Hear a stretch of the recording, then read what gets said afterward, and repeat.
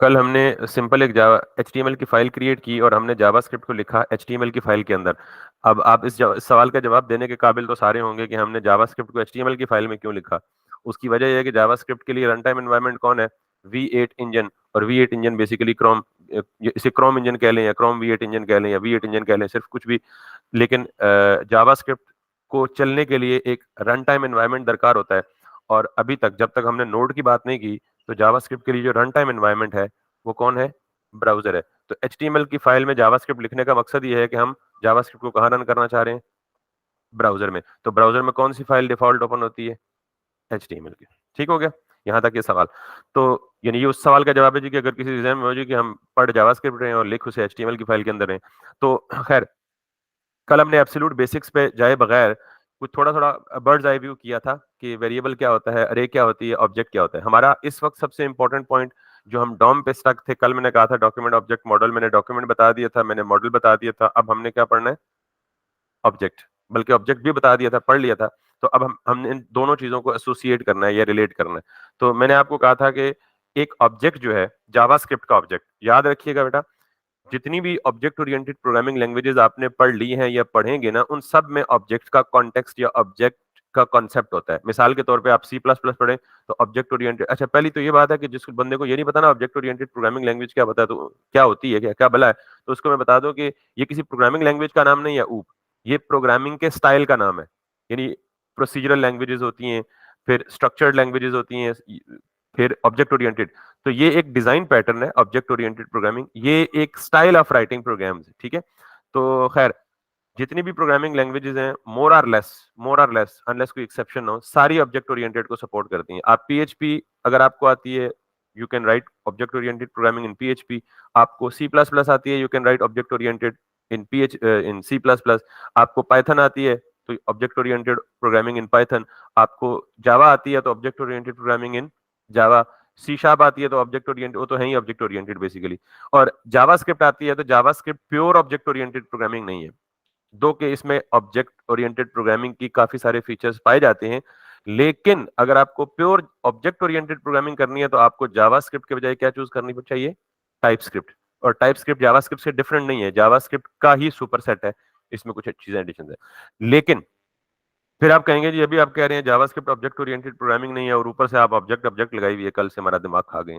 ठीक है, तो इसका मतलब ये है कि मैंने कहा कि जावास्क्रिप्ट ऑब्जेक्ट ओरिएंटेड को सपोर्ट करती है किसी हद तक, लेकिन 100% जावास्क्रिप्ट जो है वो ऑब्जेक्ट ओरिएंटेड प्रोग्रामिंग आप कह लें नहीं है। उसकी वजह मैंने आपको कल बताई थी कि जब ये बनी थी सिर्फ 10 दिनों में ये लैंग्वेज लिखी गई थी, तो उस वक्त पता ही नहीं था कि इसकी इतनी वाइड एडॉप्शन हो जाएगी, लोग इतने वाइड स्केल पे, इतने बिगर स्केल पे जावास्क्रिप्ट को यूज करना शुरू कर देंगे। खैर, cutting the story short, coming back to the point, बगैर क्लासेस क्रिएट किए हम ऑब्जेक्ट्स क्रिएट कर सकते हैं। और जब हम ऑब्जेक्ट को इस तरह ओपनिंग एंड क्लोजिंग करली ब्रैकेट्स को बतौर डिलिमिटर इस्तेमाल करके करेंगे तो हम इसे क्या कहेंगे? Object literal. क्या कहेंगे? इस तरह ऑब्जेक्ट क्रिएट करने को हम कहते हैं बेसिकली ऑब्जेक्ट लिटरल। ऑब्जेक्ट के अंदर कितनी चीजें होती हैं? सिर्फ दो ही हो सकती हैं, या तो मेथड हो सकते हैं या फिर प्रॉपर्टीज हो सकती हैं। इवन जो मेथड होगा वो भी प्रॉपर्टी की शक्ल में आएगा, क्योंकि ये देखें ये मेथड है तो ये इसका नाम, ये प्रॉपर्टी नेम है और इसकी वैल्यू में क्या आ गया? एक फंक्शन आ गया।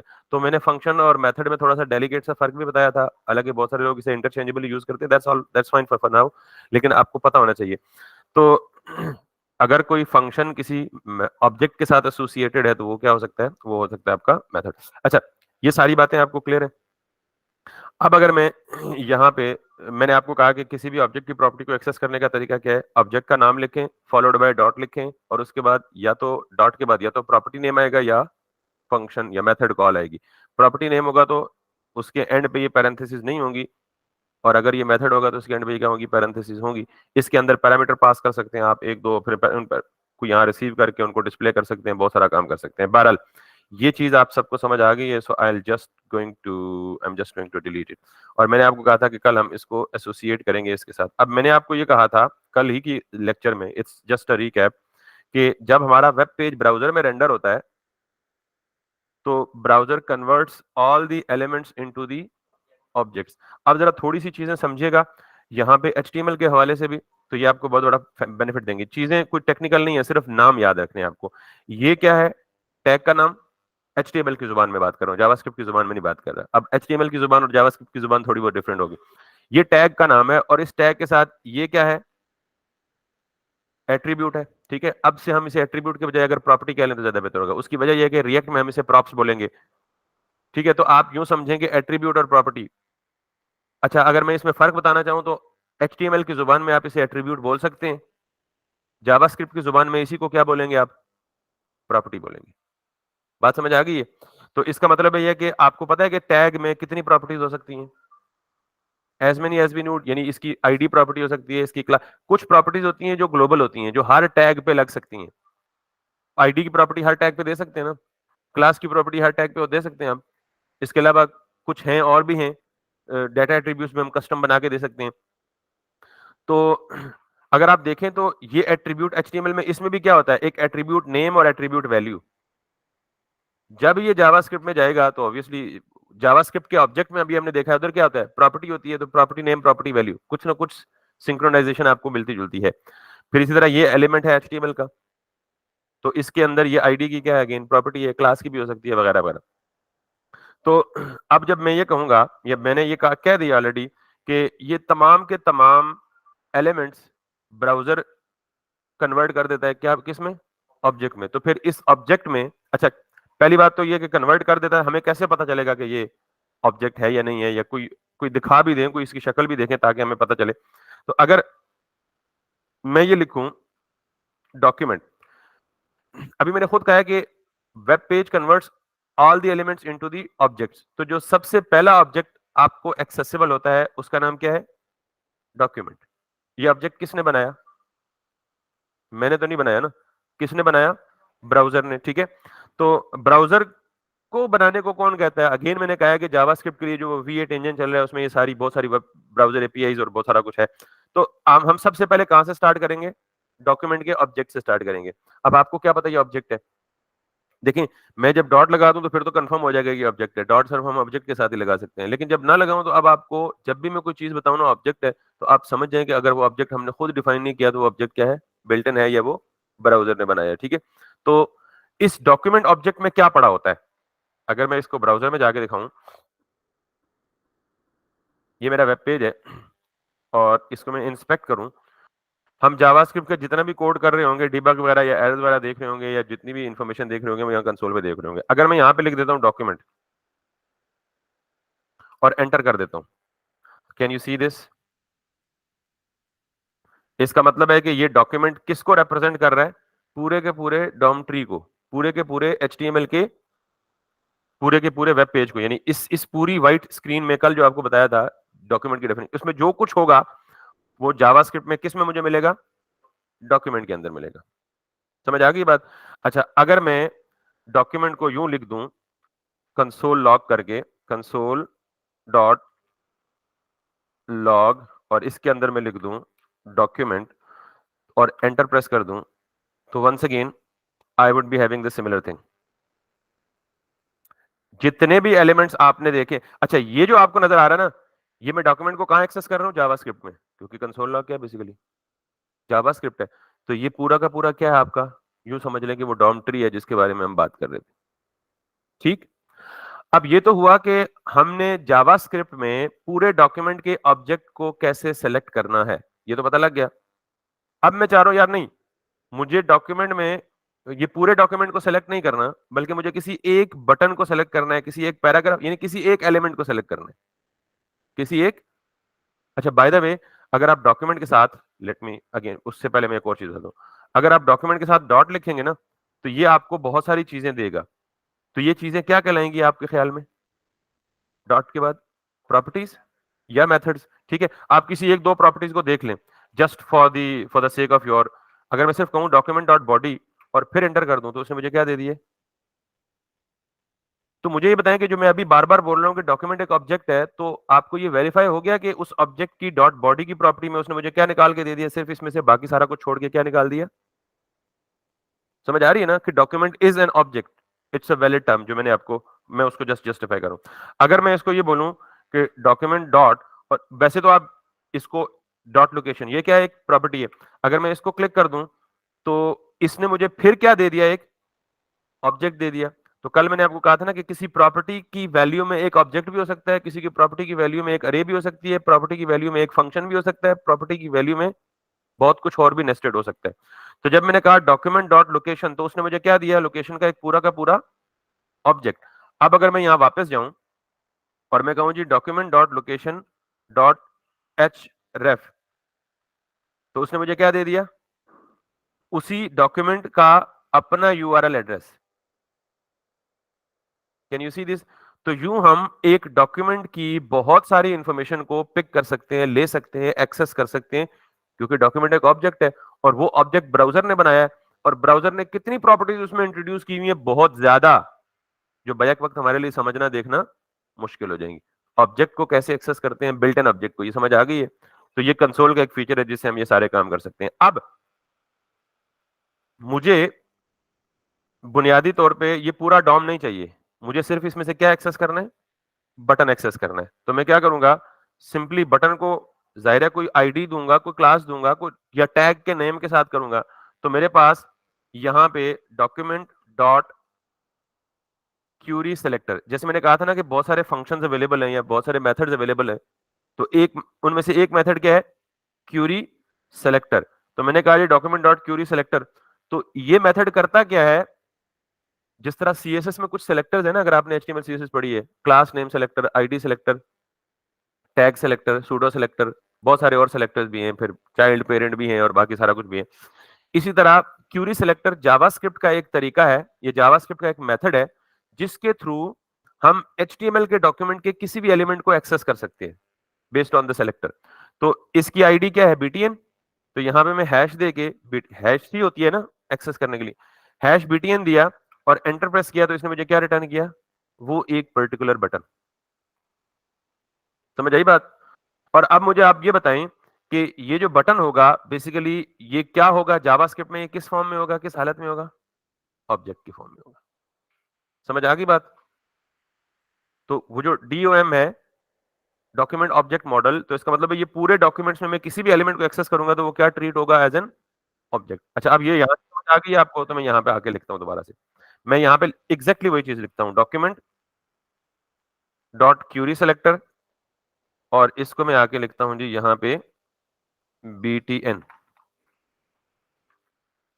अब अगर मैं इसे स्टोर कर देता हूँ लेट बीटीएन किसी भी एक वेरिएबल में, और मैं उस वेरिएबल को लॉग करता हूँ या कंसोल लॉग करता हूँ, तो ये मुझे क्या देगा आके, एग्जैक्टली वही चीज जो मुझे यहाँ पे मिली थी। ठीक, अब मैं ये बीटीएन क्या है, मैं बार बार इसलिए पूछ रहा हूँ कि आपके जहनों में पक्का हो जाए एक चीज, ये बीटीएन क्या है, अब ऑब्जेक्ट। बीटीएन क्या स्टोर किए हुए, एक ऑब्जेक्ट का रेफरेंस स्टोर किए हुए। तो अगर ये ऑब्जेक्ट है तो इसके साथ डॉट लग सकता है, और अगर डॉट लग सकता है तो इसके अंदर क्या क्या पड़ा होगा, प्रॉपर्टीज और मेथड्स। तो बीटीएन का ऑब्जेक्ट मैंने बनाया है? नहीं, किसने, ब्राउजर ने बनाया है। तो इसके अंदर जो प्रॉपर्टीज और मेथड्स है वो भी कौन प्रोवाइड करेगा, ऑब्वियसली जिसने बनाया वही प्रोवाइड करेगा। How can I access them, using dot. तो डॉट के बाद क्या क्या एक्सेस हो सकता है, या प्रॉपर्टीज या मेथड्स। तो मैं अब यहां पे लिखता हूं ऐड इवेंट लिसनर। अभी तक ऐड इवेंट लिसनर क्या है, शक्ल से देख के क्या लग रहा है, ये क्या है, बीटीएन मेथड। अभी अभी अभी मैं ये नहीं कह रहा कि आप एग्जिस्टिंग नॉलेज की बेस पे बात करें, मैं वो बात करूं जो आपको दिख रहा है उसकी बेस पे बात करें। I know it's a method, but अभी तक मैंने इसके सामने ब्रैकेट्स वगैरह नहीं लगाई। तो आपका जहन क्या कहता है, ये क्या होना चाहिए, प्रॉपर्टी। और अब ये क्या है, मेथड है। समझ आ गई बात? तो हमें पता है कि मेथड या फंक्शन पैरामीटर्स भी लेते हैं। तो ये add event listener built in function है, तो इसलिए ये बिल्ट इन फंक्शन है, तो मुझे पहले से पता है, या इनफैक्ट बता दिया गया है यहां। अगर आप हिंट्स में भी पढ़ें तो आपको ये क्लियरली पता लग जाएगा। अभी जो आ रहा था हिंट, इनफैक्ट सजेशन आ रही थी कि ये दो आर्ग्यूमेंट्स लेता है। ठीक, तो मैं सबसे पहले यहां पे लिखूंगा जी क्लिक, और उसके बाद में लिखूंगा जी फंक्शन। जिनको जावास्क्रिप्ट बेसिक थोड़ी बहुत आती है उनको अंदाजा होगा। अब असल बात सिर्फ ये है, बाकी बातें खैर आपको समझ आई ना आए, कि ये कॉल बैक फंक्शन क्या है, फंक्शन को बतौर पैरामीटर दूसरे फंक्शन में पास कर दें तो वो by the way call back function कहलाता है। ऐड इवेंट लिसनर एक बिल्ट इन फंक्शन जो कि किससे एसोसिएटेड है, एक ऑब्जेक्ट से एसोसिएटेड है। ये दो पैरामीटर्स लेता है, एक क्लिक और दूसरा एक फंक्शन। यानी ये फंक्शन यूजर डिफाइंड फंक्शन है। जब भी मैं फंक्शन की बॉडी खुद क्रिएट करता हूं तो वो फंक्शन बिल्ट इन नहीं होता, बल्कि वो मेरा डिफाइन किया हुआ फंक्शन होता है। बाय द वे इस फंक्शन का क्या नाम है, कल मैंने पढ़ा था, एनोनिमस फंक्शन, जिस फंक्शन का कोई नाम ना हो। तो एनोनिमस फंक्शन की दो एप्लीकेशंस देख ली हैं। एनोनिमस फंक्शन कहाँ कहाँ लिखते हैं? या तो आप ऑब्जेक्ट के अंदर लिखते हैं, या एक फंक्शन की डेफिनेशन दूसरे फंक्शन के अंदर बतौर पैरामीटर लिखते हैं, तो वहां भी क्या लिखा जाता है? यानी आप ये नहीं लिख सकते function test, as a callback function लिखते हैं, तो आप उसको क्या लिखते हैं? एनोनिमस फंक्शन लिखते हैं। क्लियर होगी ये बात? तो अब अगर मैं यहां पे ये लिखूं और यहां पे सिर्फ ये लिख दूं अलर्ट, कुछ भी लिख दूं, अभी ये बताना मकसूद नहीं है, अभी मुझे सिर्फ मैं आपकी थोड़ी सी हेलो, और अब वापस आऊं तो यहां पे देखें तो ये मुझे जावास्क्रिप्ट का वो सक्सेसफुली कोड चल गया। अब जो बात असल में बताना मकसूद थी, वो सिर्फ और सिर्फ बताना क्या मकसूद थी, कि जो मैंने आपको एक स्टेटमेंट दी थी कि whenever our web page is rendered into the browser, all the elements are converted into the objects। तो साबित हो गया कि ये ऑब्जेक्ट है। कैसे साबित हुआ? कि इस ऑब्जेक्ट के अंदर प्रॉपर्टीज भी हैं और मेथड्स भी हैं। और अगर अभी भी साबित नहीं हुआ और अभी भी आप जानना चाहते हैं कौन कौन सी प्रॉपर्टीज हैं, डॉट लगा के देख लें। ये देख लें सामने क्या लिखा हुआ है? Property property property property. अच्छा, प्रॉपर्टीज आप कन्वेंशनली दो दो दो अशकाल में देखेंगे, दो शक्लों में देखेंगे। ये सारे कैपिटल लेटर्स लिखे हुए हैं प्रॉपर्टी के नेम में। तो कुछ प्रॉपर्टीज होती हैं जो कांस्टेंट होती हैं, constant bye convention capital letters में रिप्रेजेंट होता है, ठीक है? कांस्टेंट का मतलब जो चेंज नहीं होती।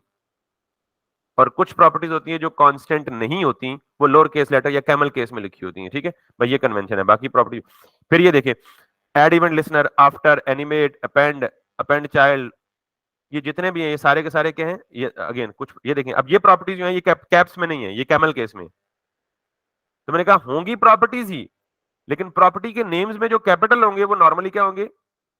ये कांस्टेंट क्या होता है, मतलब अभी के लिए इतना याद रख लें कि कांस्टेंट प्रॉपर्टीज का मतलब उनको चेंज, और ये जो प्रॉपर्टीज कैमल केस में नॉर्मल है इनको चेंज किया जा सकता है।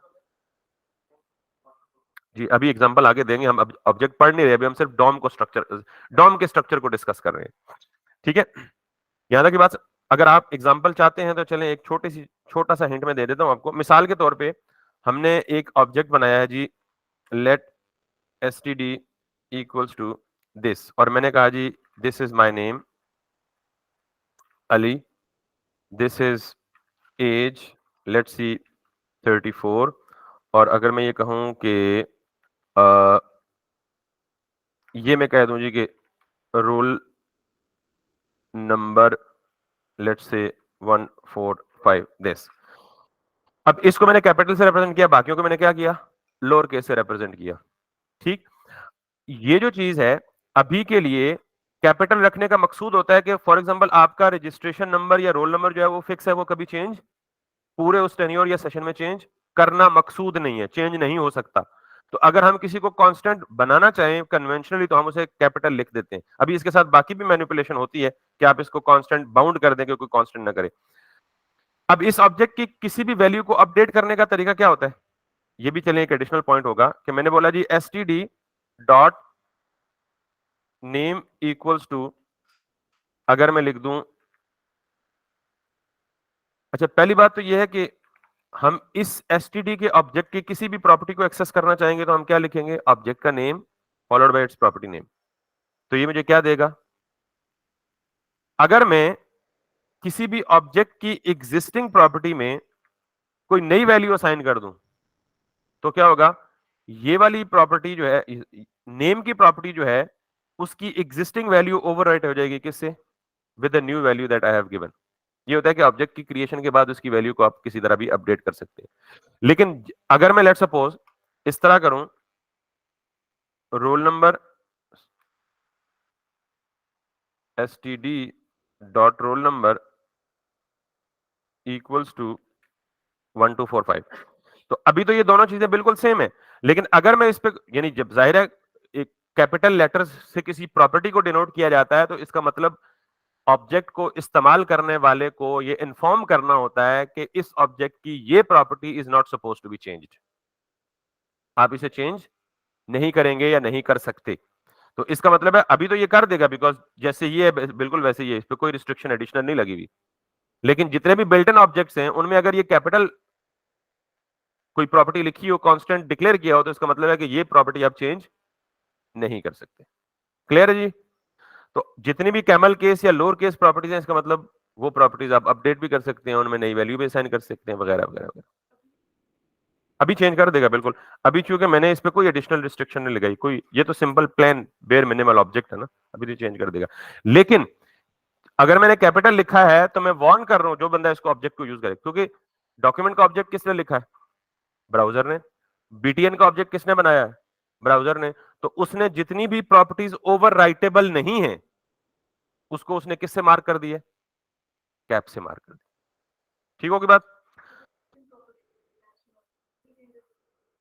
ये सारी बिल्ट इन है, दोनों बिल्ट इन है, चाहे वो कैप्स में है, जो बीटीएन के केस में हमें प्रॉपर्टीज मिली हैं, ये दोनों बिल्ट इन है। लेट्स सपोज बीटीएन डॉट, ये जितनी भी है ना एट्रीब्यूट नोड है, ये है, ये सारी के सारी ये क्या है? बेसिकली बिल्ट इन प्रॉपर्टीज ही।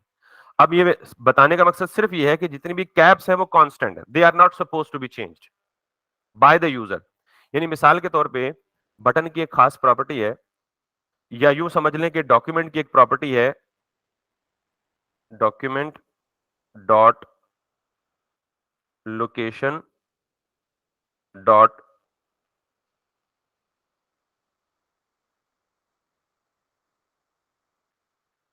अब यहां पे कोई कांस्टेंट है नहीं, मिसाल के तौर पे href है, तो ये document dot location dot href क्या देता है?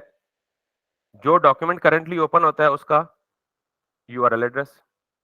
अब सपोज करें कि इसने ये मार्क किया होता जी कि href की प्रॉपर्टी कांस्टेंट है, आप इसे चेंज नहीं कर सकेंगे, ये चेंज नहीं करनी चाहिए आपको, ये कांस्टेंट डिक्लेयर होगी। इसका मतलब ये है कि अगर आप इसको ये करें हेलो, तो इसका मतलब आप क्या कर रहे हैं? डॉक्यूमेंट की लोकेशन की href प्रॉपर्टी में हेलो लिख रहे हैं, विच डजंट हैव एनी मीनिंग। भाई href क्या देता है आपको? उसी डॉक्यूमेंट का अपना यूआरएल, आप उसको हेलो से रिप्लेस कर दें, what is the use of it? कोई इसका मकसद है या यूज है? इसी तरह इसकी काफी सारी प्रॉपर्टीज ऐसी हैं जिनको चेंज करने से हो सकता है आप कॉन्टेक्स्ट ही चेंज कर दें किसी चीज का, तो उसको चेंज करना बनता नहीं है। That's why it's a warning for you कि जी ये कांस्टेंट प्रॉपर्टीज हैं, those that have been marked as. आप यूं समझें कि मैंने कल आपको ऑब्जेक्ट की एक मिसाल दी थी, मैं एक ऑब्जेक्ट हूं, बीइंग अ ह्यूमन, मेरी बहुत सारी प्रॉपर्टीज है, मेरा नेम है, मेरा फादर नेम है, मदर नेम है, ब्रदर्स एंड सिस्टर नेम्स है, नंबर ऑफ ब्रदर्स, इनमें से कुछ प्रॉपर्टीज मेरी प्राइवेट है, चलें यूं समझ लें, और कुछ प्रॉपर्टीज पब्लिक है। कुछ प्रॉपर्टी यानी मेरे बारे में कुछ इन्फॉर्मेशन सारे लोग जानते हैं, ये सारे लोगों को जानने का हक है और चेंज करने का भी हक है, और कुछ प्रॉपर्टीज ऐसी हैं जो मेरी प्राइवेट है, पर्सनल है, ना किसी को एक्सेस करने का हक है, ना किसी को चेंज करने का हक है। I don't know to what extent it is related to that, but it would make sense for you. तो अब जो मेरी पब्लिक प्रॉपर्टीज हैं, that can be change, that can be access by anybody, लेकिन जो मेरी प्राइवेट है, those are restricted. May be some time कोई बंदा उनको एक्सेस कर सके या चेंज कर सके, but they are not suppose to be accessed और चेंज्ड। Getting my point? तो इसी तरह एक ऑब्जेक्ट में दो ही चीजें होती हैं, प्रॉपर्टीज और मेथड्स। कुछ जो प्रॉपर्टीज कैपिटल से डिनोट होंगी वो क्या कहलाएंगी, वो क्या कहला सकती हैं? कांस्टेंट। खैर अभी ज्यादा ही डेप्थ में चले गए बहरहाल, तो इस डेप्थ से चले एक और चीज आपको क्लियर होगी है कि आप किसी भी ऑब्जेक्ट को क्रिएट करने के बाद उसकी प्रॉपर्टी की वैल्यू को क्या कर सकते हैं? चेंज कर सकते हैं। और अगर कोई ऐसी प्रॉपर्टी आप दे दें, मिसाल के तौर पे दिस इज एसटीडी, ऑब्जेक्ट के अंदर आप ले लें, लेट्स सपोज, क्या ये प्रॉपर्टी एग्जिस्ट करती है इस ऑब्जेक्ट के अंदर? तो जब भी कभी आप किसी ऑब्जेक्ट की एक नई यानी कोई ऐसी प्रॉपर्टी लिखेंगे जो इसमें ऑलरेडी एग्जिस्ट नहीं करते, और इसमें आप वैल्यू असाइन कर दें, तो ये प्रॉपर्टी इसमें क्या हो जाएगी? क्रिएट हो जाएगी। अगर किसी ऑब्जेक्ट की एग्जिस्टिंग प्रॉपर्टी को ओवरराइड करेंगे तो ओवरराइड भी हो जाएगी, और अगर ऑब्जेक्ट को क्रिएट करने के बाद उसमें नई प्रॉपर्टी इंट्रोड्यूस कराना चाहेंगे तो वो भी क्या हो सकेगी? आप कर सकेंगे। ठीक है। अच्छा, इसमें अब कुछ और भी एक्सेप्शंस हैं कि अगर मैं यहां कॉन्स्ट कर दूं फिर क्या होगा, वॉर कर दूं फिर क्या होगा। I am not going into that much detail, obviously हमारा पूरा कॉन्सेप्ट ही जावास्क्रिप्ट के ऑब्जेक्ट के साथ डिस्कस करना है, तो आगे चल के हम इस तरह की बहुत सारी मैनिपुलेशंस और प्ले अराउंड इसके साथ करेंगे कि आप किसी ऑब्जेक्ट को फ्रीज कर दें, यानी आप ये रिस्ट्रिक्ट करना चाहें कि आप, यानी कोई बंदा मेरे इस एसटीडी की ऑब्जेक्ट में ऑब्जेक्ट की क्रिएशन के बाद प्रॉपर्टी क्रिएट ही ना कर सके, you can do that too. समझ आइए बात? तो ये सारी चीजें हम कर सकते, क्योंकि अब जो ऑब्जेक्ट जावास्क्रिप्ट ने क्रिएट किए हैं तो उसने तो वो सारी चीजें जितनी भी एक्स्ट्रा केयर्स हैं उसने प्रिकॉशंस तो उसने उस ऑब्जेक्ट के साथ करके रखी हुई है। बहरहाल यूं समझें कि ऑब्जेक्ट इज अ कीमती asset for you in JavaScript. नहीं, कॉन्स्ट से नहीं फ्रीज होता, उसके लिए मेथड अलग से। अगर मैं कॉन्स्ट की डिस्क्रिप्शन में जाऊं ना तो फिर आपके लिए प्रिमिटिव और नॉन प्रिमिटिव के लिए कॉन्स्ट का बिहेवियर डिफरेंट हो जाएगा। यानी अगर अगेन बात वही है कि आप यहां अटकने वाली बात है। अगर ये है कॉन्स्ट, इसका मतलब कुछ और है। ये है const S T D equals to this, और इसमें वो सारी प्रॉपर्टी। तो ये कॉन्स्ट कुछ और है, ये कॉन्स्ट का मतलब कुछ और है। प्रिमिटिव का मतलब है कि अब आप इस कॉन्स्ट में ए की वैल्यू को चेंज नहीं कर सकते। नीचे जाके अगर आप ए को आप कहेंगे ना जी, let suppose a is equals to, let's see, something like this, और कुछ भी कहेंगे तो ये प्रोबेबली एरर देगा, क्योंकि A has been declared as const and you are trying to reassign a value to a variable which has been declared as a const। ये तो जब वेरिएबल और उसके स्कोप। लेकिन इस केस में ऐसा नहीं है, आपने वेरिएबल को डिक्लेयर किया, एसटीडी एक वेरिएबल है, इसको कॉन्स्ट डिक्लेयर किया, लेकिन इसके अंदर सारी प्रॉपर्टीज मे बी कॉन्स्ट ना हो, वो म्यूटेबल हो, वो चेंजेबल हो। ठीक है, तो ये बेसिकली प्रिमिटिव और नॉन प्रिमिटिव में इटसेल्फ डिफरेंस है।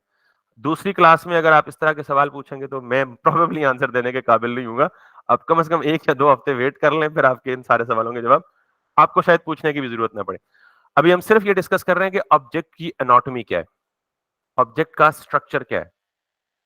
ठीक, जब मैं तीनों चीजों में डिफरेंस पढ़ाऊंगा आपको, लेट में, कॉन्स्ट में, वॉर में, तो आपको वेरिएबल्स के स्कोपिंग का भी अंदाजा हो जाएगा, और फिर वॉर, कॉन्स्ट और लेट में फर्क का भी अंदाजा हो जाएगा, और फिर कब हमने वॉर यूज करना है, कब लेट यूज करना है, कब कॉन्स्ट यूज करना है, उसका भी अंदाजा हो जाएगा। और फिर जब हम किसी ऑब्जेक्ट को, प्रोबेबली मुझे तो शायद आज से पहले किसी बैच को जरूरत नहीं पड़ी कि किसी ऑब्जेक्ट को फ्रीज करवाना होगी, जी फ्रीज कर लें इस ऑब्जेक्ट को। These are kind of very advance things कि आपको कोई काफी ज्यादा कॉम्प्लेक्स या बड़ी एप्लीकेशन अगर लिखनी पड़े तो मे भी इस चीज की जरूरत पड़े, बट एटलीस्ट मुझे आज तक नहीं जरूरत पड़ी। तो आपको क्यों दूसरी क्लास में ऑब्जेक्ट को फ्रीज करने की जरूरत पड़ गई है? बिल्कुल, आप जाके बिल्कुल इंटरेस्टिंग चीज होनी भी चाहिए। और टर्मिनोलॉजी पता लग गई है ना। अब you can actually search it on the Google, how to freeze the object. You will get an, you will simple एक मेथड आपको मिल जाएगा। अब जिस तरह ऑब्जेक्ट डॉट कीज है, ऑब्जेक्ट डॉट एंट्रीज है, ऑब्जेक्ट डॉट गालिबन वैल्यूज है, ऑब्जेक्ट डॉट फ्रीज है, ऑब्जेक्ट डॉट असाइन है, ये सारे ऑब्जेक्ट के बिल्ट इन फंक्शंस हैं। किसी भी ऑब्जेक्ट के बिहेवियर को चेंज करने के लिए उस ऑब्जेक्ट को उठा के आप उस फंक्शन में पास कर दें, वो आपको बिहेवियर अचीव हो जाएगा। ठीक है, और प्रोबेबली हम जो ही आगे बढ़ेंगे तो हम पढ़ेंगे। फिलहाल के लिए मैं 3 चीजों को रिलेट करने की कोशिश कर रहा हूं, डॉक्यूमेंट, ऑब्जेक्ट, मॉडल। असल में मुझे ये चैलेंज है कि मैंने सारों की अटेंशन को भी रखना है ना क्लोज। तो ये ना हो कि पहली दूसरी क्लास में इतना सारा कुछ वो सुन देख के ही घबरा जाए, हम तो कुछ और पढ़ने आए थे, इधर तो कोई और कहानी चल रही। Document, object, model. तो अब इन तीनों, अगर 2 या 3 चीजों को मैं रिलेट करूं तो मैंने कहा था ये डॉक्यूमेंट क्या है, whatever you are actually seeing in here, इसको हम जावास्क्रिप्ट में कैसे एक्सेस कर सकते हैं, एक डॉक्यूमेंट के ऑब्जेक्ट के थ्रू। फिर यूं समझें कि जब मैंने कहा था ना कि डॉक्यूमेंट पेरेंट है, और उसके यानी मैंने कहा था डॉम एक ट्री है, एक रूट है, उसके चिल्ड्रन है, फिर उसके चिल्ड्रन है, फिर उसके चिल्ड्रन है, फिर उसके चिल्ड्रन है। तो अब आपको ये पता लग गया है, जो कल मैंने आपको डायग्राम बताई थी डॉम की, और उस डॉम में मैंने ये कहा था, यहां पे अगर आप कोई भी अपनी मर्जी की ले लें तो ये क्या है, डॉक्यूमेंट। ये यूं समझ लें कि सबका जद्दे अमजद, उसके अंदर HTML, फिर आपकी बॉडी, फिर आपका हेड। और आपने देखा है कि इस डॉक्यूमेंट, जब भी हमें पूरे डॉक्यूमेंट में से किसी भी एलिमेंट तक पहुंचना होगा तो हम सबसे पहले कहां से स्टार्ट करेंगे, document dot something, dot Curie selector, dot Curie selector all, dot gate element by ID, dot gate element by class name, dot gate elements bye tag name, वगैरह वगैरह। तो जितना कुछ भी पूरे डॉक्यूमेंट से आपने लेना है वो स्टार्टिंग कहां से होगा, डॉक्यूमेंट से। सब कुछ यूं समझ लेंगे डॉक्यूमेंट के सब ऑर्डिनेट्स हैं, यूं समझ लें। तो डॉक्यूमेंट, ऑब्जेक्ट, मॉडल, ये बात समझ आ गई आपको। अब आखिरी एस्पेक्ट ये डॉम का समझें, क्योंकि समझाना डॉम मकसूद था, और इसके बाद हम मूव करते हैं टुवर्ड्स जावास्क्रिप्ट के कुछ फीचर्स, और यानी नोड की तरफ, कि नोड क्या है, नोड को इंस्टॉल करते हैं और फिर हम जावास्क्रिप्ट को रन करते हैं आउटसाइड द ब्राउजर। यहां पे अगर मैं आपको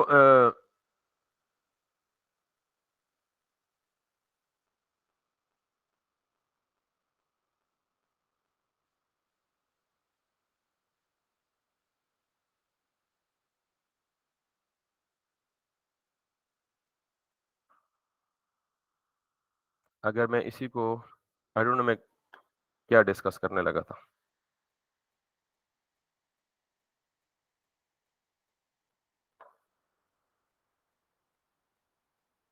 लॉग btn और btn डॉट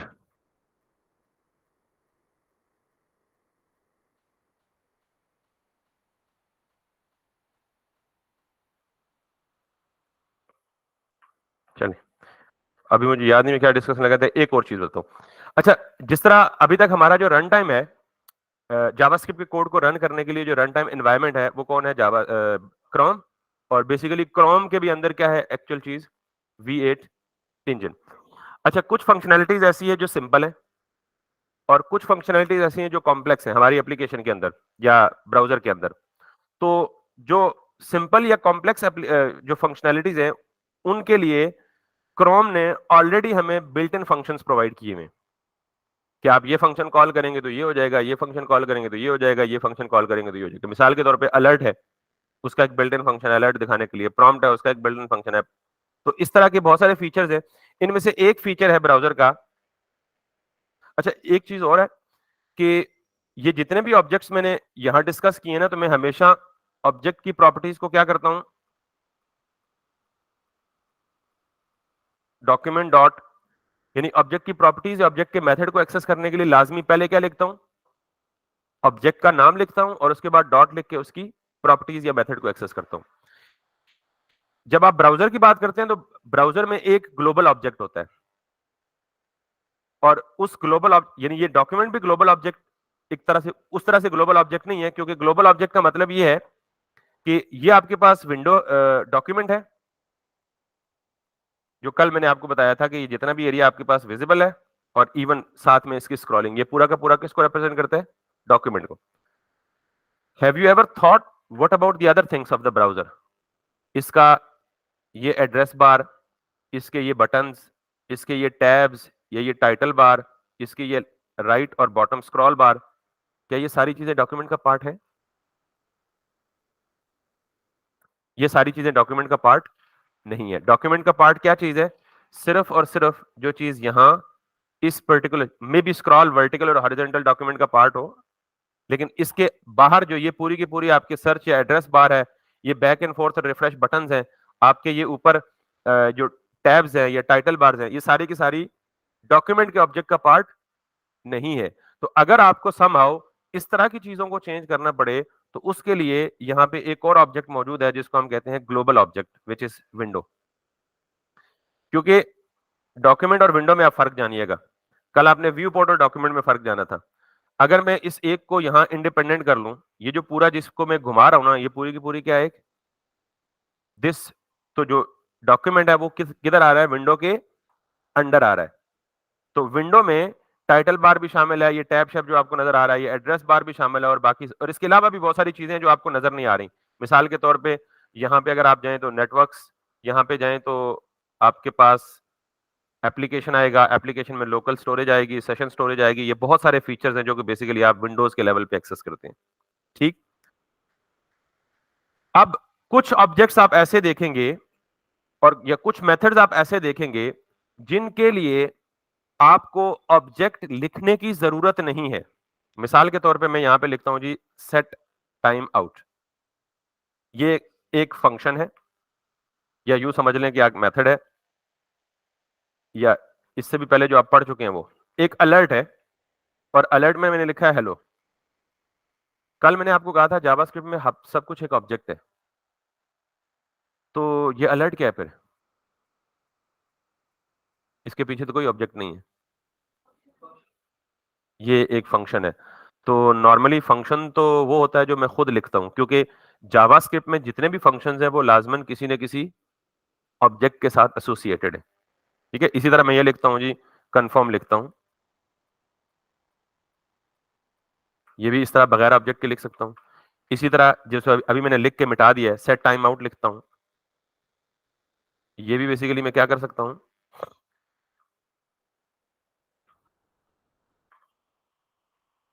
ये भी मैं उसके बगैर लिख सकता हूं। इसी तरह सेट टाइम आउट के अलावा सेट टाइम इंटरवल है, इसको भी मैं क्या कर सकता हूं?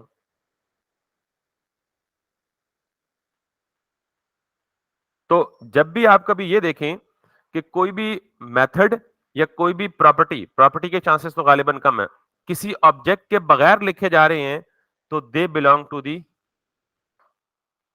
उनकी पूरी शक्ल ये है। अब चूंकि ये चीजें बहुत ही कॉमन है, बहुत ही वाइडली यूज होती हैं, तो अक्सर इनके साथ ऑब्जेक्ट लिखने की जरूरत, मतलब उन्होंने खुद इसको इनेबल किया है कि यार ये कुछ फीचर्स ऐसे हैं और ये कुछ फंक्शंस हैं, बहुत ज्यादा ऐसे नहीं है, ये कुछ फंक्शन या कुछ मेथड्स ऐसे हैं कि आप उनको ऑब्जेक्ट के रेफरेंस के बगैर भी कॉल करोगे तो वो डायरेक्टली क्या हो जाएंगे, कॉलेबल हो जाएंगे, क्योंकि ये बहुत ज्यादा वाइडली यूज होते हैं। तो उन्होंने कहा जी आप बार बार window dot alert, window dot set time out, window dot set interval, ये विंडो इस्तेमाल ना भी कर दो ये काम करेंगे, लेकिन ये बेसिकली किससे बिलोंग कर रहे हैं, global object which is window. तो विंडो लेवल के जितने भी हैं मोस्टली उनमें से कुछ को आप बगैर विंडो के भी लिख सकते हैं, लेकिन जावास्क्रिप्ट में लाजमन वो मेथड या वो प्रॉपर्टी किसी न किसी ऑब्जेक्ट से बिलोंग कर रही होगी।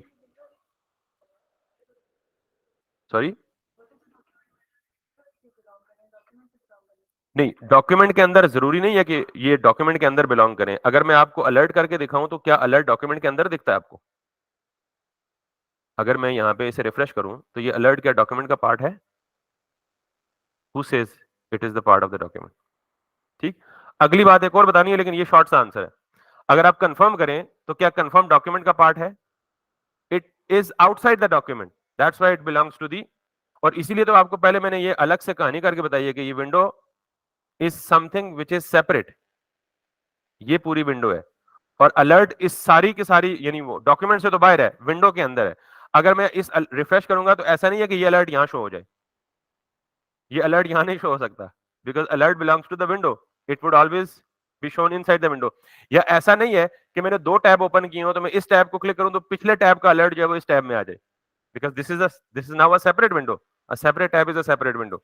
ठीक है, खैर, तो ये, इसके अलावा जो चीज असल बताना चाह रहा हूं वो ये बताना चाह रहा हूं आपके साथ, एक टर्म इस्तेमाल शेयर करना चाह रहा हूं, वो है ब्राउजर एपीआई।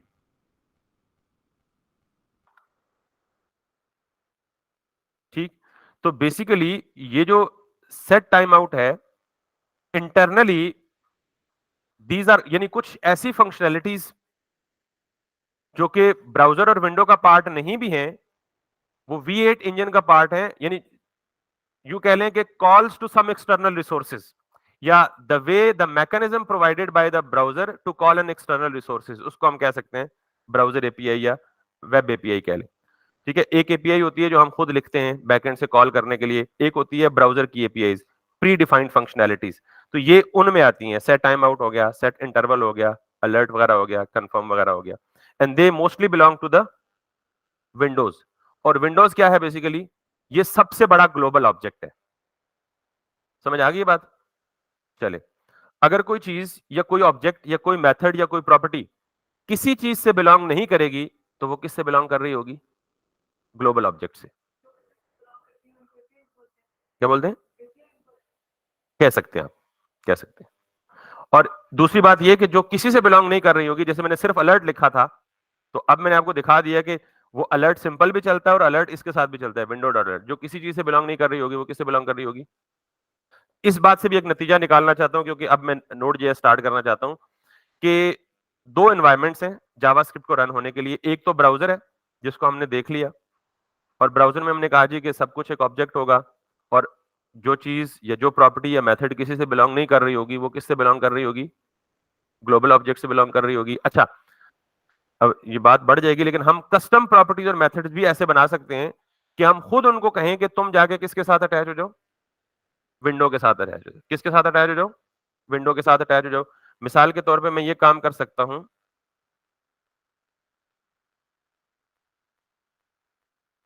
अच्छा मुझे प्लीज ये जरूर बताइएगा कि आप, ये कुछ ज्यादा ओवर तो नहीं हो रहा ये, या ज्यादा बोरिंग तो नहीं हो रहा? अदरवाइज ये चीजें इतने बिगिनिंग में जरूरत नहीं है आपको, हम इनको साथ साथ आगे चल के भी डिस्कस कर सकते हैं। जैसे मैंने ये कहा जी कि नेम इक्वल्स टू अली, तो मैं, सॉरी इक्वल्स टू नहीं, ये आता है। तो मैं बेसिकली एक पीस ऑफ इंफॉर्मेशन को, यानी एक प्रॉपर्टी को किस ऑब्जेक्ट में असाइन कर रहा हूं? एसटीडी में असाइन कर रहा हूं।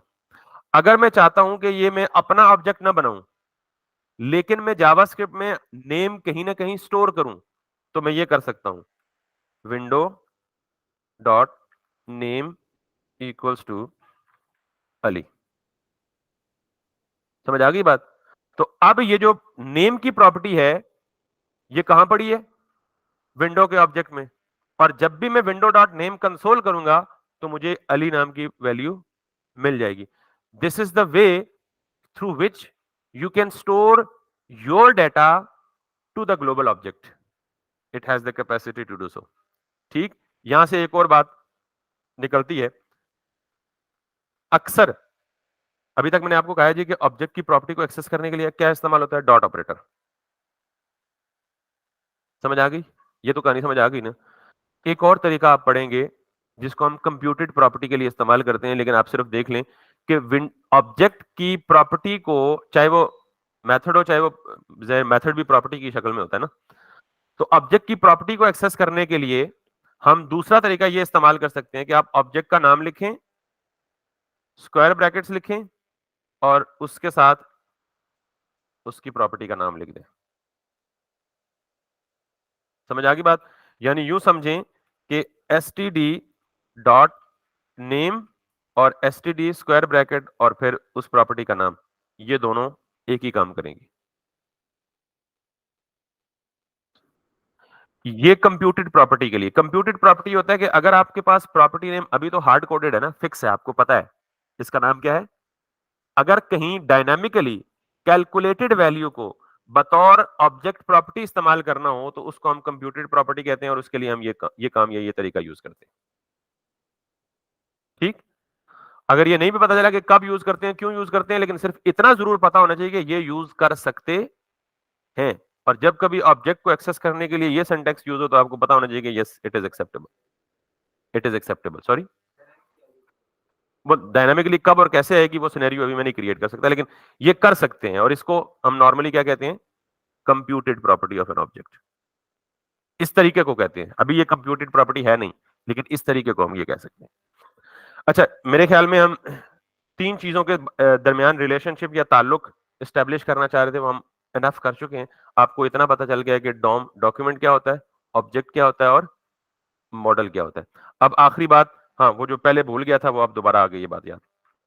वो ये समझे कि बजाय इसके कि मैं पहले दोबारा भूल जाऊं,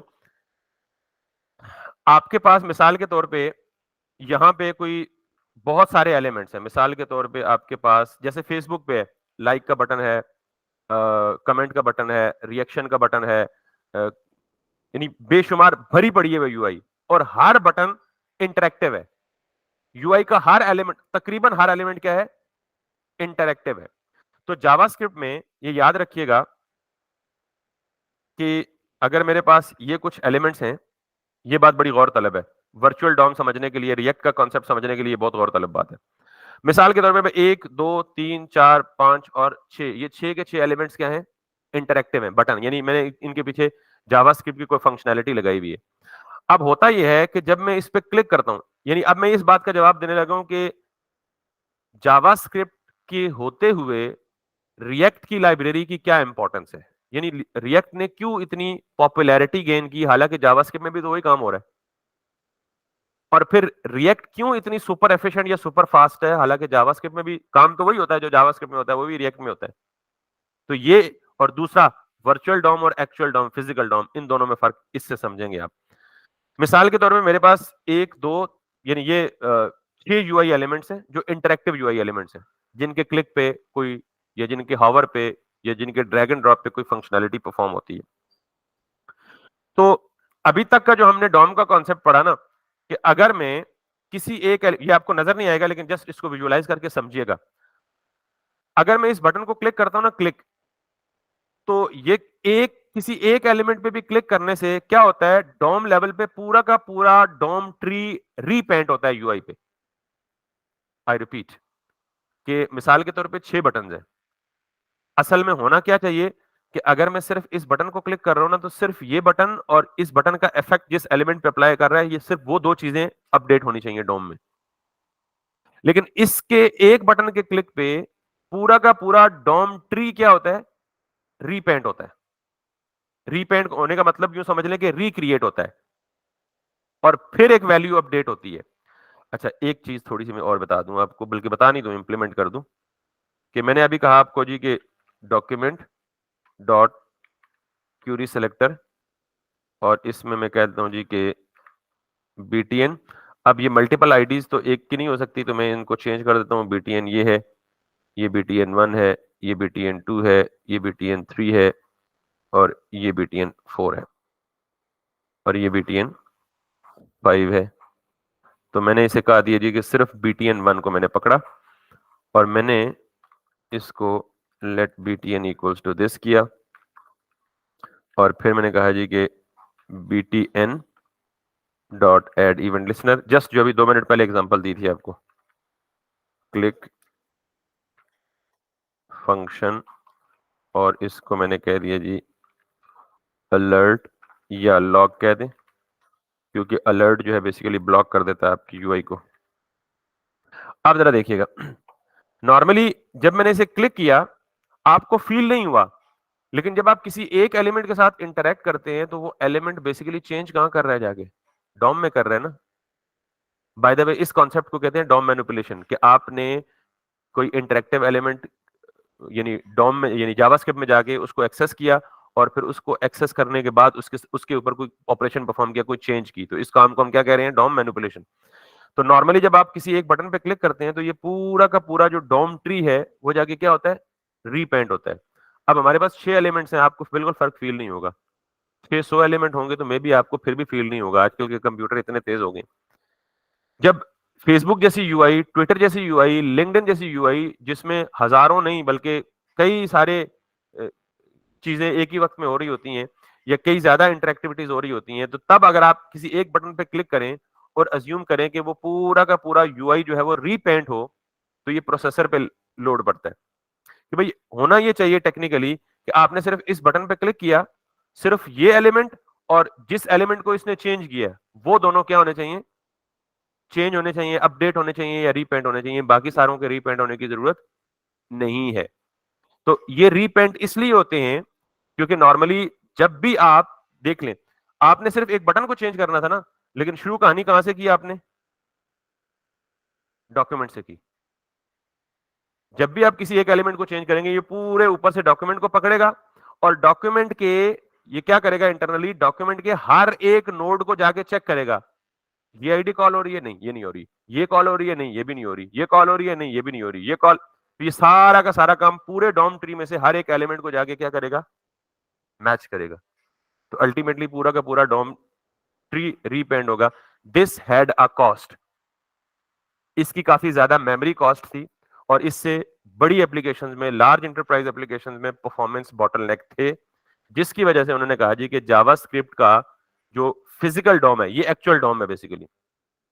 अगर हम किसी तरह इस एक्चुअल डॉम की बजाय एक something a new term which is called a virtual DOM को इंट्रोड्यूस करवाएं, तो that would actually reduce this entire headache. अब वो वर्चुअल डॉम क्या बला है, ये जब हम रिएक्ट का टॉपिक पढ़ेंगे मोस्ट प्रोबेबली कल रिएक्ट को, तो हम उसको देखेंगे। अभी जो 10 या 15 या 11 मिनट रहते हैं उसमें मैं नोड का बेसिक सा तारुफ दे दूं, ताकि कल हम वो जो वर्चुअल डॉम और रिएक्ट वाला काम है उसको टारगेट कर सकें। ठीक है, तो ये समझ आ गया, प्रॉब्लम समझ आया आपको, सोल्यूशन समझ नहीं आया। और अगर प्रॉब्लम भी समझ नहीं आया तो बेशक एक दफा जाके वर्चुअल डॉम और एक्चुअल डॉम के कंपैरिजन में कुछ छोटा सा आर्टिकल, कुछ छोटी सी वीडियो भी देख लीजिएगा। लेकिन अभी तक वर्चुअल डॉम, एक्चुअल डॉम आपको समझ आ गया। डॉम को समझाना ही मकसूद था यहां तक, ठीक है। और डॉम को समझाने के बाद डॉम के क्या क्या प्रॉब्लम्स है वो समझाने मकसूद थे।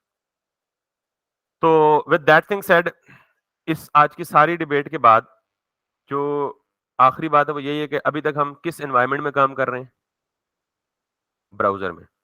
ठीक, तो हम मन स्टैक का कोर्स कर रहे हैं, तो मन स्टैक में हम जावास्क्रिप्ट ब्राउजर में रन, प्रोबेबली रिएक्ट जब हम करेंगे तो रिएक्ट का पार्ट ब्राउजर में रन होगा, और बाकी बैकएंड का पार्ट एक्सप्रेस नोड जैसे वो सर्वर साइड पे रन होगा। तो अब ब्राउजर का तो हमें पता चल गया कि ब्राउजर में कैसे रन होती हैं चीजें। वो डॉम को मैनिपुलेट करती हैं, डॉम को एक्सेस एंड अपडेट करती हैं, और डॉम को एक्सेस और अपडेट करना कॉस्टली है, we can not afford it. Memory पे बहुत ज्यादा क्या हो जाता है, लोड पड़ जाता है।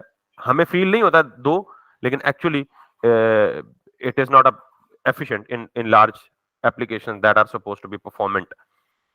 तो अब हम क्या करेंगे आज के बाद, ये जो काम हम ब्राउजर में कर रहे हैं ये कहां करेंगे?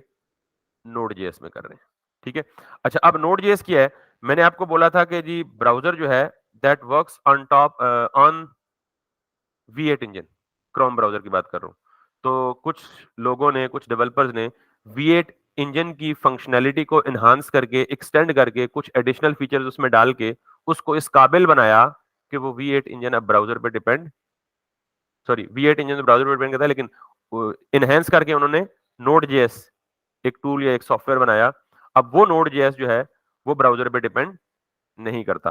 तो लेट्स टॉक अबाउट Node.js। आपको सबसे पहले क्या करना है, अपने सिस्टम में Node.js को इंस्टॉल करना है। ये आपका आज का टास्क भी है, कह लें असाइनमेंट भी है। आप Node.js की वेबसाइट पे जाएंगे nodejs.org, और इसमें आपको ये दो बिग ग्रीन बटन दिखेंगे, एक के सामने लिखा होगा LTS और एक के सामने लिखा होगा करंट। करंट में लेटेस्ट फीचर्स होते हैं, लेकिन ये स्टेबल नहीं होता। मतलब अभी यूं समझ लें कि स्टेबल अगर हो भी तो लॉन्ग टर्म सपोर्ट LTS में जो होती है वो नहीं होती। यानी कि अगर आप इसमें कहीं स्टक हो गए, कोई इशू आ गया, तो आपको इसकी सपोर्ट नहीं मिलेगी। तो LTS वर्जन आप हमेशा डाउनलोड किया करें। LTS का मतलब होता है लॉन्ग टर्म सपोर्ट के, यानी ये स्टेबल भी है, चेक्ड एंड वेरीफाइड भी है, और कम्युनिटी इसको यूज भी कर रही है, और अगर आपको कोई इशू कहीं स्टक कोई हो तो आपको इसकी सपोर्ट भी आराम से मिल जाएगी। तो आपने सबसे पहले घर जाके, या अभी अगर लैपटॉप्स पे हैं सारे लोग जो ऑनलाइन ले रहे हैं, तो आपने Node.js LTS वर्जन डाउनलोड करना है, ठीक है। मैं डाउनलोड नहीं करूंगा क्योंकि मेरे पास ऑलरेडी इंस्टॉल्ड है। तो आप इसे सिंपली क्लिक करेंगे, ये डाउनलोड होकर आपको एक्जी फाइल देगा। आप उस एक्जी फाइल को नेक्स्ट नेक्स्ट नेक्स्ट सारे डिफॉल्ट फीचर के साथ उसे इंस्टॉल कर देंगे, कोई सेटिंग चेंज करने की जरूरत नहीं है। वंस आपने इंस्टॉल कर लिया, इंस्टॉल करने के बाद आप सिंपली कमांड प्रॉम्प्ट ओपन करेंगे स्टार्ट मेन्यू में जाके, और कमांड प्रॉम्प्ट में यहाँ पे आके आप लिखेंगे NODE नोड हाइफन वी। अगर आपके सिस्टम में Node.js इंस्टॉल्ड होगा तो आपको ये Node.js का वर्जन देगा v20.11.0। चूंकि मैंने खालिबन कल ही किया है तो 20.11.0 दैट इज व्हाट। अब ये नोड क्या बला है? अब तो इतनी बारी डिस्कशन हो चुकी है, आपको पता होना चाहिए। ये रन टाइम एनवायरनमेंट है। जैसे आप कोई भी वेबसाइट खोलना चाहते हैं तो उसके लिए आपको ब्राउजर चाहिए, इसी तरह कोई भी जो जावास्क्रिप्ट बेस्ड एप्लीकेशन रन करना चाहते हैं तो उसके लिए आपको क्या चाहिए? Node.js चाहिए। Node.js में काम कैसे करते हैं? पहली चीज आपने इंस्टॉल कर लिया। इंस्टॉल करने के बाद मैं दोबारा जाऊंगा यहाँ पे, और इसी फोल्डर JS प्रैक्टिस को मैं ओपन करूंगा यहाँ पे VS कोड में, और अब मैं इस index.html को बंद कर दूंगा। पहले मुझे जावास्क्रिप्ट लिखने के लिए क्या जरूरत था? HTML की फाइल। अब ये जरूरत नहीं है। अब मैं यहाँ पे एक फाइल बनाऊंगा, किसी भी नाम से बना लें फाइल। मैंने लिखा जी app.js, और चूंकि ये JS की फाइल है तो इसमें कोई भी मैं लिख सकता हूं लॉग और हेलो। और मैं ये चाहता हूं कि अब इस app.js को मैं ब्राउजर में रन ना करूं। कहां रन करूं? Node.js में। तो मैं क्या करूंगा, सिंपली यहां से आप जाएंगे टर्मिनल में, न्यू टर्मिनल, या कंट्रोल शिफ्ट बैक टिक, या सिर्फ कंट्रोल बैक टिक कीबोर्ड से। कंट्रोल बैक टिक करते हैं तो आपका ये टर्मिनल बॉटम पे ओपन हो जाता है, ठीक। वापस कंट्रोल बैक टिक करते हैं तो ये गायब हो जाता है। अगर ये आपको नजर ना आ रहा हो तो यहां मेन्यू में जाके, यहाँ मेन्यू में जाके आपको स्ट्रेट अवे ऑप्शन दिख जाएगा। मेरे सिस्टम की रेजोल्यूशन कम है तो इसलिए मुझे मेन्यू में नहीं दिख रहा। मैं 3 डॉट्स पे क्लिक करूंगा तो यहाँ मुझे दिख रहा है टर्मिनल, और मैं इस पे न्यू टर्मिनल पे क्लिक करूंगा, और यहाँ पे दो ओपन हो गए। यहाँ पे मेरे पास ये करंट फोल्डर में ये टर्मिनल ओपन होगा। JS प्रैक्टिस मेरा करंट फोल्डर का नेम है। आपने ये जो app.js की फाइल है इसको रन करना है और ब्राउजर में रन नहीं करना। तो आप सिंपली यहाँ क्या लिखेंगे? नोड। नोड का मतलब मैं बता रहा हूं कि ये जो आगे फाइल नेम देने लगा उसको कहां पे रन करो? नोड पर एग्जीक्यूट करो, और साथ में दूंगा app.js। तो can you see this? Hello. पहले ये काम करने के लिए मैं क्या ओपन करना पड़ता था? ब्राउजर ओपन करना पड़ता था। तो अब हमारा रन टाइम जिस पर हमारा जावास्क्रिप्ट का कोड चल रहा है वो कौन है? Node.js। तो अब मुझे अगर आप इजाजत दें तो मैं इसको डिलीट कर दूं। अब सवाल ये है, डिलीट करने से पहले एक दो चीजें बता दूं। अब सवाल ये है कि जिस तरह ब्राउजर में आपको कुछ फंक्शंस मिलते थे स्पेसिफिक टू यूआई, जैसे अलर्ट था, तो अगर मैं यहाँ पे अब अलर्ट लिख दूं, आपका क्या ख्याल है, चलेगा?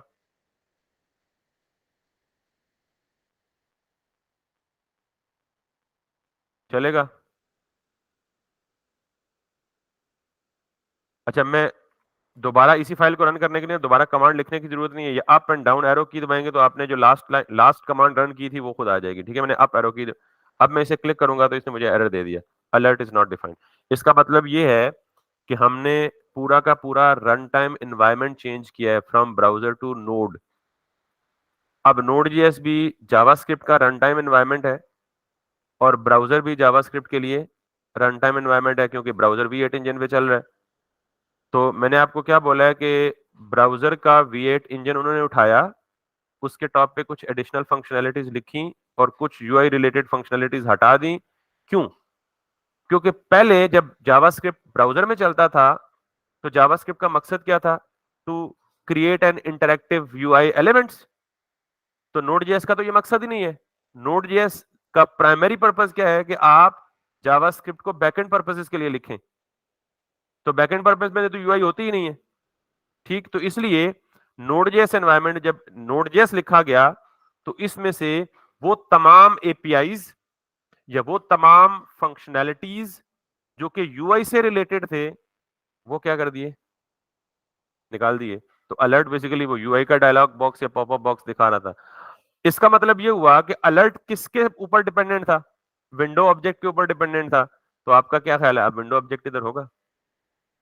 भाई ये जीयूआई है ही नहीं है तो इधर विंडो कहां से आएगी? तो इसका मतलब है नोड में विंडो का ऑब्जेक्ट ही नहीं है। तो फिर आप कहेंगे इसका जद्दे अमजद कौन है? वहां तो बताया था ना, विंडो एक पूरा ग्लोबल ऑब्जेक्ट था। तो नोड जेएस का अपना एक ग्लोबल ऑब्जेक्ट का जिसका नाम ऑब्जेक्ट है। नोड जेएस का अपना एक ग्लोबल ऑब्जेक्ट है जिसका नाम क्या है? समझ आ गई ये बात? तो इसका मतलब आपको वो कोई यूआई का फीचर या फैसिलिटी नोड जेएस में नहीं मिलने वाली। समझ आ गई ये बात? सॉरी, नहीं समझ आई तो आप सिर्फ इतनी बात ज़हन में नशीन कर लें कि JavaScript primarily was written to add interactivities to the website. तो वेबसाइट की इंटरएक्टिविटी कहां ऐड होती है? ब्राउजर में। ब्राउजर में ऐड होती है ना। तो अब नोड जेएस का पर्पस क्या था कि जावास्क्रिप्ट क्लाइंट साइड पे तो चलती थी। नोड जेएस इसलिए उन्होंने लिखा कि हम जावास्क्रिप्ट को बैकएंड लैंग्वेजेस के तौर पे इस्तेमाल करें। अभी सर्वर नहीं है, लेकिन अभी हम सर्वर बनाएंगे, सर्वर की सिमुलेशन करेंगे। सर्वर नहीं है, लेकिन अब ये मतलब इसका हरगिज नहीं है कि हमने अगर जावास्क्रिप्ट को बैकएंड के लिए लिखा है तो फ्रंट एंड के लिए नहीं लिख सकते। अभी still we are at client, we are at our own machine, but we have stopped depending on the browser to execute the JavaScript code. यानी हमें जावास्क्रिप्ट कोड को चलाने के लिए जो ब्राउजर की डिपेंडेंसी थी वो खत्म कर दी है इसने। यही पर्पस था इसका। तो ये जो काम हमने किया है ना कि अलर्ट क्यों नहीं चल रहा, because this functionality was specific to the browser. तो जितनी भी ब्राउजर स्पेसिफिक फंक्शनैलिटीज थी नोड जेएस में से वो सारी क्या हो गई हैं? खत्म हो गई।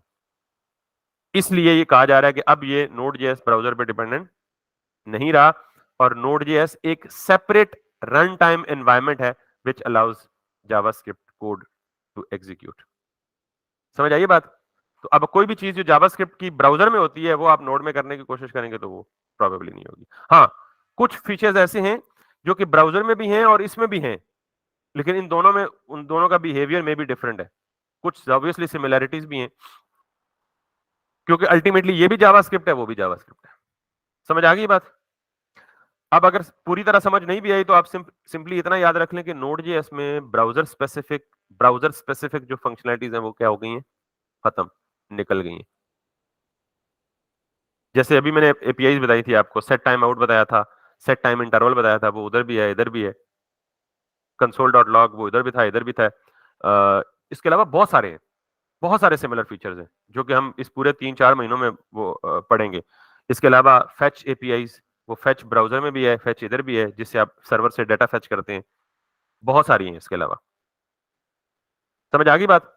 तो अब आज के बाद हम सिर्फ और सिर्फ किसके साथ खेलेंगे?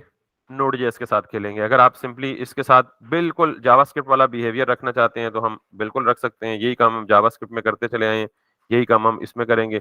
Let's suppose I have declared 2 different variables and then const r equals to a plus b and then log, और देन इसको हम करेंगे जी r, और अब अगर मैं दोबारा इसे रन करूंगा तो this it would give me the result. ठीक है, तो अब हमें सॉरी जी बिल्कुल हो सकता है स्ट्रेट अवे। ये जो बेसिक प्रोग्रामिंग की है ना वो हमेशा सेम रहती है हर जगह, उसको आप कहीं भी अब मतलब वो बगैर सवाल किए आपको समझ आना चाहिए। जो basic will remain always the same. ठीक है, मेरे ख्याल में अब हम इस पोजीशन में हैं कि हम कल ES6 के कुछ फीचर्स पढ़ेंगे और साथ में वर्चुअल डॉम का कॉन्सेप्ट क्लियर करेंगे, ताकि हम परसों की क्लास में स्ट्रेट अवे रिएक्ट पे जंप कर सकें। हमने पहले ये बोला था कि हम बहुत ज्यादा डेप्थ में ना जावास्क्रिप्ट गए ना हम HTML CSS की डेप्थ में जाएंगे। हमारा जो एक्चुअल एजेंडा है वो स्टार्टिंग कहां से होगा, बेसिक्स ऑफ जावास्क्रिप्ट। अगर आप कोर्स कंटेंट की पहली लाइन देखें, फिर अगला मॉड्यूल क्या था, ES6 एंड बियॉन्ड। तो हमारा जो स्टार्टिंग पॉइंट होगा ES6 से, ECMAScript 6 क्या है, उसके फीचर्स क्या है, उससे बियॉन्ड। तो ये जो Node.js, अच्छा अब मैं इसको डिलीट कर रहा हूँ HTML, ये जो Node.js की बुनियाद डाली है ना, वो इसलिए डाली है कि ES6 के कुछ फीचर्स ऐसे हैं जो शायद ब्राउजर सपोर्ट नहीं करता। तो इसलिए मैंने आपको आज की क्लास में Node.js का तारुफ दे दिया। Node.js को शायद आप शक्ल से देखेंगे भी नहीं, बस इतना ही है, एक दफा आपने सिस्टम में इंस्टॉल कर दिया, लिखेंगे आप जावास्क्रिप्ट ही, वो सिर्फ अंडरलाइन एक लर्न टाइम के तौर पे इंस्टॉल रहेगा, चलाएंगे उस पे। इससे ज्यादा Node.js पे आप कुछ नहीं देखेंगे, बस कि वो रन टाइम है, आपको वो ब्राउजर से आउटसाइड जावास्क्रिप्ट रन करने की फैसिलिटी देता है। ठीक है,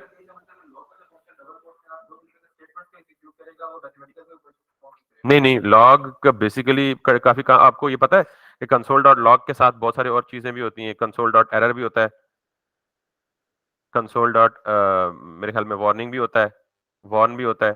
आपको पता है कंसोल डॉट शायद टेबल भी होता है। तो कंसोल एक ऑब्जेक्ट है, उस ऑब्जेक्ट के अंदर बहुत सारे मेथड्स अवेलेबल हैं और ये बहुत सारे और काम भी करता है इनफैक्ट। ठीक है, इसको भी आप एक्सप्लोर कर लीजिएगा। तो खैर कल हम करेंगे जी ES6, और ES6 के भी 4 से 5 फीचर्स अभी के लिए करेंगे जो हमें एब्सोल्युटली रिएक्ट को स्टार्ट करने के लिए रिक्वायर्ड है। ये बिल्कुल ऐसे ही करेंगे, क्योंकि अगर मैं बिल्कुल ES6 के सारे डेप्थ के फीचर में चला जाऊंगा तो तीसरे दिन मेरी क्लास खाली होगी, उम्मीद है। मुझे नहीं पता कि आज की क्लास के बाद आज की क्लास के बाद कल कितने बैठेंगे। आज थोड़ा सा ज्यादा डेप्थ में चले गए, मे भी एक दो आपके सवालों की वजह से, जो कि मैं बिल्कुल नहीं जाना चाह रहा था। तो मैं असल में I want to keep you attached, और वो अटैचमेंट कैसे रहेगी, जब आपको ग्राफिकली कुछ चीज दिखेगी। ठीक है, वो आपको इसलिए मजा आ गया, आपकी और मेरी उम्र गुजर गई है ना, जो बच्चे हैं बेचारे और आपको टीचिंग स्टाइल पता है, आप पहले से पढ़ते भी रहे हैं। जिनको नहीं पता मेरे टीचिंग स्टाइल का, वो कहेंगे यार ये ऐड बोर आदमी है, काली स्क्रीन में ही बस बातें गपशप भी चल रही है, पढ़ पढ़ा तो कुछ भी नहीं रहे। तो अगर ये लोग समझने लगे, वाकई इनफैक्ट ये सारी चीजें समझने से ताल्लुक रखती हैं।